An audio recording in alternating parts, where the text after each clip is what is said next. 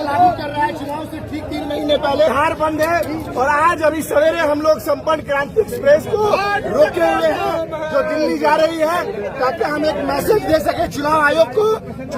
को नरेंद्र मोदी जी ने भाजपा ने तोता बना दिया है। जो काम इससे पहले 2.5 साल में हुआ अब वो काम 2 महीने 2.5 महीने चाहते हैं कि SIR को कैंसिल किया जाए और अगर आप करते हैं तो इसमें आधार कार्ड को मानिए, राशन कार्ड को मानिए। अगर आधार कार्ड को आप नहीं मानते हैं तो क्यों लिंक करवा रहे थे? और अगर आधार हमारा किसका कोई आधार नहीं है तो नरेंद्र मोदी जी के प्रधानमंत्री रहने का भी कोई आधार नहीं है, क्योंकि यही वोटर्स थे जो 2024 में मोदी जी को वोट करके सत्ता पे बिठाए हैं। देखिए